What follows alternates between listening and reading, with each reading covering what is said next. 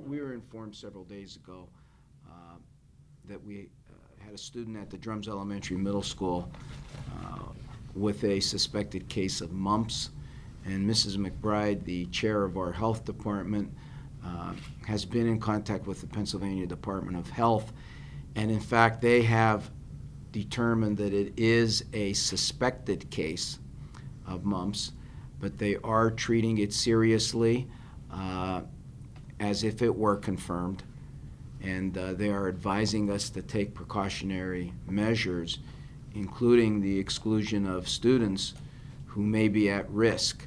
There's three categories of students who may be at risk: those that have not been immunized due to religious or personal exemptions, those that may not be current on their immunizations, and the state, quite frankly, a few years ago, especially with the newcomer population, if you recall, they had set up clinics, and our nurses, in fact, had staffed those clinics to begin the immunization process for the newcomers, and then they allowed an 8-month grace period for them to get their second round of shots. So we may have students in that category that aren't current because they're within that 8-month grace period. And then the third category would be students that are immune compromised, for instance, a student who unfortunately may be receiving chemotherapy. So students that fall into one of those three categories, we are being advised very clearly by the Pennsylvania Department of Health to advise those parents to keep their children out of school for a period of 26 days from the onset, which occurred on October 15th. And basically, if you do your math, again, if they fall into one of those three categories, they won't be allowed back into school until November the 11th.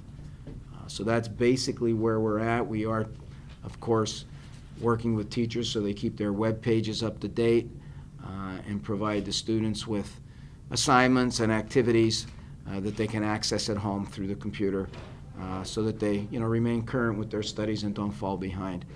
Mrs. McBride did an excellent job, worked all night in coming up with correspondences and, in fact, even more importantly, a protocol for dealing with this health issue.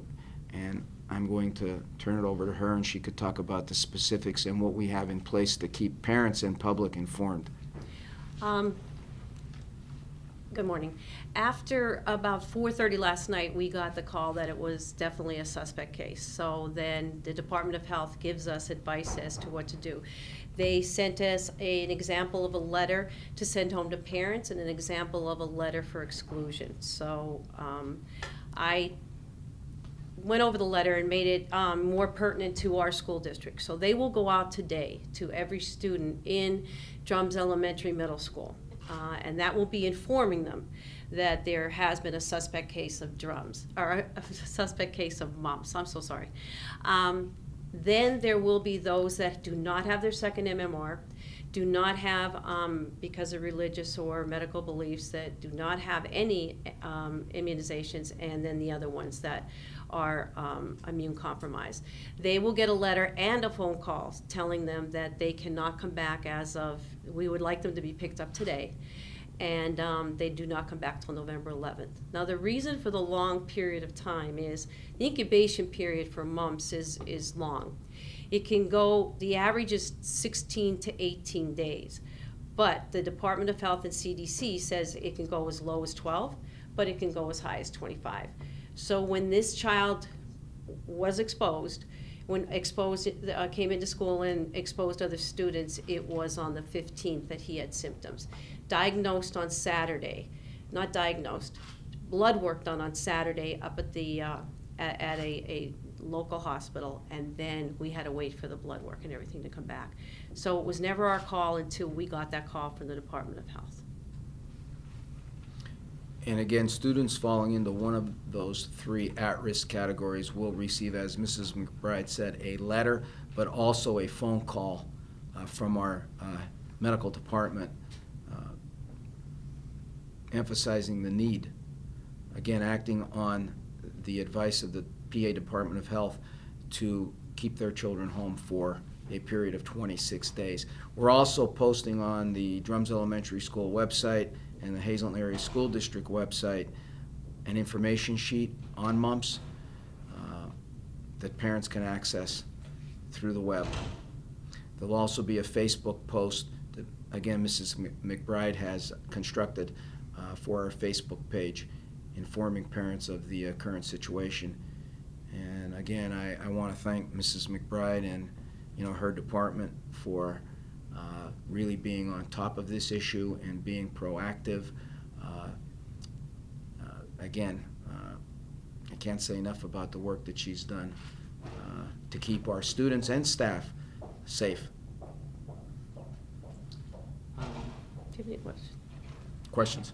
Yes, you said it was one student and there were students who could be exposed. Do we know the number of those students around that? You mean the ones that don't have their, Yes. They're working on that now, and the phone calls are being made and the letters are going out. So that is being done today. Okay. We're not waiting for the letters to go home on that. Okay, And no, I don't have a number. okay. Do you know about how many students aren't properly immunized? No, that was his Yeah. question. And this is, we've only had this at drums. This is, Mhm. okay. Yeah, there are approximately 860 students in the building. It's And a handful are not properly immunized, but for an exact number, I don't have that. again, we may have that later Yeah, on in the day in the or day. on Monday. Okay. Is this in the elementary or middle school? It's they both have access to the entire Okay. school. 'Cause they're so all it'll be under one K roof. through 8. Right. And if somebody doesn't have their second MMR, they can go and get it now. Like, say they're not due for it for another month, they can bump it up and go to their doctor and get it, and then come back rather than waiting for November 11th. Okay. Are there any cleaning procedures that are being done different now? I already met with the maintenance people, I think it was about 2 weeks ago, because flu season was coming up, and it's basically the same type of thing. It is droplets from nose, throat, and from talking. So you got all three going for you. And once there are droplets, then there is infection. So they should be doing things like the desks, the countertops in the schools, the cafeteria tables, and even the doorknobs, because that's where it would be. And also the teachers are instructed to teach their students how to cough. I mean, it sounds simple, but to sneeze and cough into their arm. And again, I'm not a medical person and I don't pretend to be one, but if one is not properly immunized, mumps, as a parent, from what I understand, mumps does have the potential for not only causing flu-like symptoms, if you will, but in rare cases, central nervous system issues, meningitis, and even deafness, if not properly immunized. What are the symptoms if parents are concerned about their children? They can have headache, fever, fatigue, loss of appetite, and then one of the last things will be the swelling underneath from in front of the ear or even behind the ear on both sides. Can be on one side, it doesn't have to be on both. Some students will not even show the salivary glands inflamed. Some students can go with only mild symptoms. So it's one of those things that you cannot show symptoms, show very little symptoms, or go the full realm of symptoms. But it's that's why we want to take everybody out that can be exposed, so that we know that they're out of that window of the incubation period and of the period to be contagious for it. And again, I think it's important for all of you to understand that we're acting on the very clear advice from the Pennsylvania Department of Health. They are terming this a suspect case, Right. and not a confirmed case, Right. but they're telling us that they're treating it seriously as if it were a confirmed case, and in fact advising us to follow this protocol, including the exclusions for 26 days for the children falling into one of those three categories. PA Department of Health. And their number is on every letter. They can contact them, or any questions, or they can contact myself. If I have questions I can't answer, I will definitely refer them to the Department of Health. But again, Gary, as far as the number, even you would probably even have that number sometime this afternoon, Okay. if you want to do a follow-up with Mrs. McBride. Yeah, I can give it to you. Okay.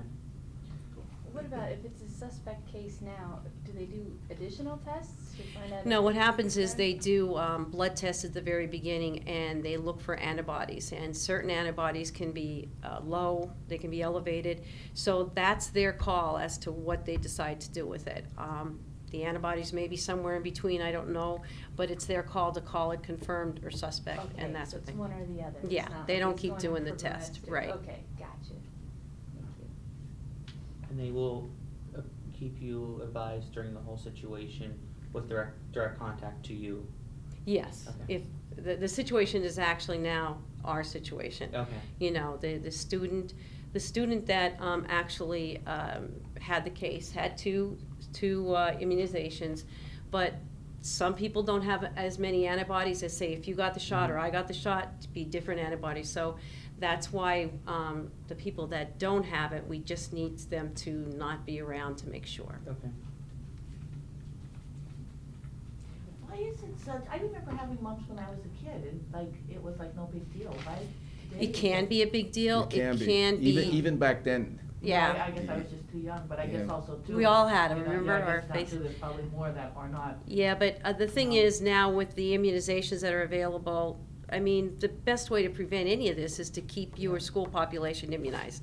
So when they choose not to, or when they choose to not go after many, many letters from the nurses, then this is what happens. They have to leave in order for nobody else to get infected. And again, I don't know what the percentages are, Ellen, but all it takes is for one student to develop meningitis or to become deaf, and that's one too many. Or Yeah. pancreatitis is another big Yeah. one. Pancreatitis, the pancreas can be affected with it too.